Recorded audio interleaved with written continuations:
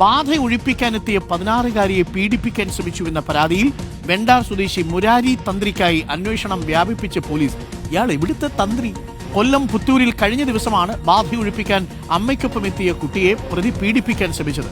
അമ്മയെ പുറത്തിരുത്തി പെൺകുട്ടിയെ മുറിയിലേക്ക് കൂട്ടിക്കൊണ്ടു പോവുകയും കടന്നുപിടിക്കുകയുമായിരുന്നുവെന്നാണ് പരാതി.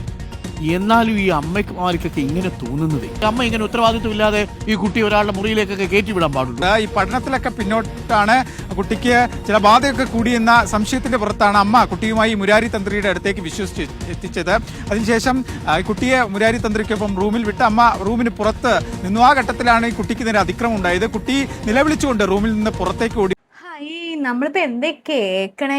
എന്തായാലും സ്വന്തം ജാതകത്തിലെ ജയിൽവാസം തിരിച്ചറിയാതെ പോയ ഈ തന്ത്രിനെ കുറിച്ച് എന്താ പറയണേ നമ്മളിപ്പാ? ഇതിലാദ്യം പറയേണ്ടത് ഈ കുട്ടിയുടെ അമ്മയെ തന്നെ. വിശ്വാസം അത് ഓരോരുത്തരുടെ പേഴ്സണൽ ചോയ്സ് ആണ്. അത് നമ്മൾ ആരുടെയും കാര്യത്തിൽ കൈയിടാൻ പോകുന്നില്ല. പക്ഷെ ഇതിൽ പറയുന്ന പെൺകുട്ടിക്ക് 16 വയസ്സ് പ്രായമുള്ളൂ.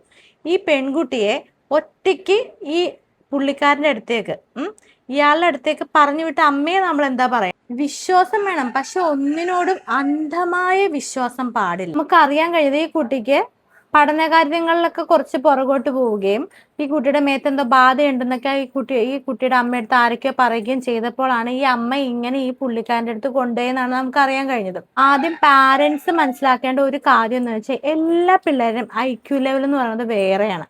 അപ്പൊ നമ്മൾ അതിനനുസരിച്ച് അവരുടെ ഇഷ്ടങ്ങൾക്കനുസരിച്ച് അവരുടെ താല്പര്യങ്ങൾക്ക് അനുസരിച്ചിട്ടാണ് നമ്മൾ അവരുടെ കൂടെ പോകാനായിട്ട്. നമ്മൾ അവരെ സപ്പോർട്ട് ചെയ്യേണ്ടത്, അതല്ലാതെ അവരിലോട്ട് ഒരു കാര്യം അടിച്ചേൽപ്പിക്കാൻ പോവുകയല്ല ചെയ്യേണ്ടത്.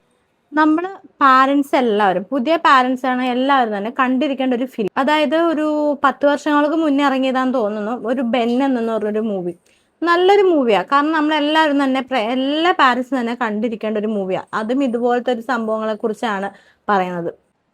അറ്റ്ലീസ്റ്റ് ഇങ്ങനെയുള്ള കാര്യങ്ങളൊക്കെ പോകുമ്പോൾ അറ്റ്ലീസ്റ്റ് നിങ്ങൾ പാരൻസിന് ഇങ്ങനെയുള്ള പിള്ളേരുടെ കൂടെ ഒന്ന് കയറാനുള്ള ഒരു സാമാന്യ ബോധ്യം നിങ്ങൾക്കില്ലേ? പിന്നെ കഴിഞ്ഞ ദിവസം നമ്മുടെ 24 ചാനലില് എന്താണ് തമിഴ് എന്ന് പറഞ്ഞ പ്രോഗ്രാം ഉണ്ടല്ലോ, ആ പ്രോഗ്രാമില് വിശ്വാസമോ അവിശ്വാസമോ എന്ന് പറയുന്ന ഒരു ടോപ്പിക്കും വെച്ചിട്ട് ഒരു ഡിബേറ്റ് നടന്നിട്ടുണ്ടായിരുന്നു. അപ്പൊ അയാൾ ഇതിനകത്ത് ഭയങ്കര വലിയ വാദങ്ങളൊക്കെ ഉന്നയിച്ചിട്ടുണ്ട്.